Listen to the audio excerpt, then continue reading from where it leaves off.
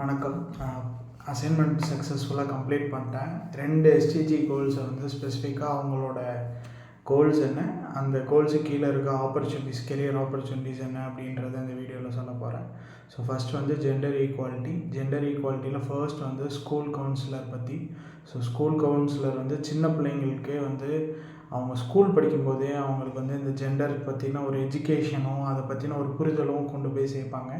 ரெண்டாவது வந்து HR. So work பிளேஸில் வந்து நிறைய அந்த பேலன்ஸ் கொண்டு வர்றது, நிறையா பாஷ் கமிட்டி ஆக்டிவிட்டீஸ், நிறைய உமனுக்கு தேவையான கைட்லைன்ஸு, இந்த விசாகா கைட்லைன்ஸ் இதெல்லாமே இம்ப்ளிமெண்ட் பண்ணுறது ஹெச்ஆர் வந்து ஒரு மேஜர் ரோல்.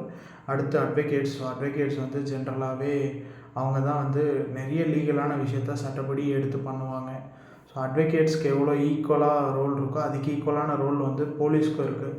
ஸோ போலீஸ் பார்த்தீங்க அப்படின்னா இந்த ஜெண்டர் ஈக்குவாலிட்டியில் அட்வொகேட்ஸும் போலீஸும் 2 ஸ்டீம் மாதிரி 2 பேருமே ஈக்குவலாக அவங்களுக்கு எகென்ஸ்டாக வரக்கூடிய கம்ப்ளைண்ட்ஸாக இருக்கட்டும், டிரான்ஸ்ஜெண்டர்ஸாக இருக்கட்டும், இதுவாக இருக்கட்டும், அட்வொகேட்ஸ் வந்து போலீஸ்கிட்டேருந்து வர்றதை கோர்ட்டில் வந்து ரெப்ரசன்ட் பண்ணுறது, ஆர்கியூ பண்ணுறது, அவங்களுக்கான ரைட்ஸை வாங்கி கொடுக்குறது இதெல்லாமே இருக்கும். Finally international அம்பேசடர்ஸ்.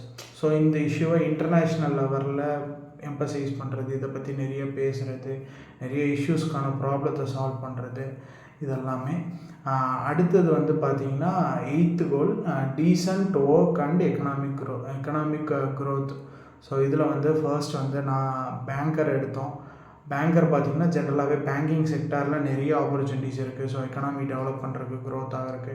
அடுத்து வந்து ஒரு எக்கனாமிஸ்ட்டு. ஸோ எக்கனாமிஸ்ட் வந்து ஜென்ரலாக நிறைய விஷயங்கள் வந்து எக்கனாமியோட மேக்ரோ எக்கனாமி, மைக்ரோ எக்கனாமி.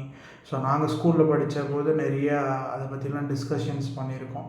அடுத்து வந்து ஸ்டாக் மார்க்கெட், ஒரு ட்ரேடர், ஒரு ஸ்டாக்கிஸ்ட் அப்படின்னு கூட சொல்லலாம். ஸோ நீங்கள் mutual funds, SIP, long term, Nifty, share market எப்படி போகுது இதை பற்றிலாம் பேசுகிறதுக்கு செய்கிறது.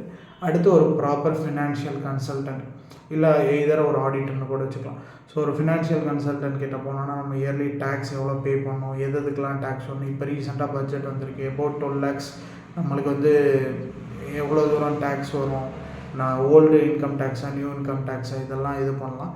ஃபைனலி வந்து ஒரு என்டர்ப்ரனர் தான் வந்து நிறைய பேருக்கு ஒர்க் கொடுக்க முடியும். அவங்க மூலயமா வந்து நிறைய இப்போ இந்த யூனிகார்ன்ஸ் வந்து ஆஃப்டர் கொரோனாவில் தான் நிறைய எமர்ஜ் ஆகிருக்கு. அதுக்கு நிறைய வந்து ஸ்டார்ட் அப்ஸ் வந்திருக்காங்க. அது நிறைய ஸ்மால் என்டர்ப்ரனர்ஸ் வந்து அவங்க சக்ஸஸ்ஃபுல்லாக ஆனதுனால தான் இன்றைக்கி என்டர்ப்ரனர்ஸாக இருக்காங்க. எக்ஸாம்பிள் ஜோகோ மாதிரி ஒரு பெரிய இன்ஸ்டிடியூஷன் வந்து ஸ்ரீதர் வெம்பு சார் மாதிரி ஒரு ஆள் வந்து இன்றைக்கி எத்தனை பேரோட லைஃப்பை இம்பேக்ட் பண்ணுறாரு, செய்கிறாரு. ஸோ இந்த எல்லா 17 விஷயங்களுமே நான் என் ஃப்ரெண்ட்ஸு, என் டீமோடு உட்காந்து நாங்கள் ஒரு குரூப் டிஸ்கஷன் மாதிரி பண்ணி ரொம்ப அழகாக எடுத்தோம். ஸோ இந்த அசைன்மெண்ட் வந்து ரொம்ப சுவாரஸ்யமாகவும் இன்ட்ரெஸ்டிங்காகவும் இருந்துச்சு. ஸோ எல்லாருக்குமே புரிஞ்சிருக்கும்னு நினைக்கிறேன். தேங்க்யூ.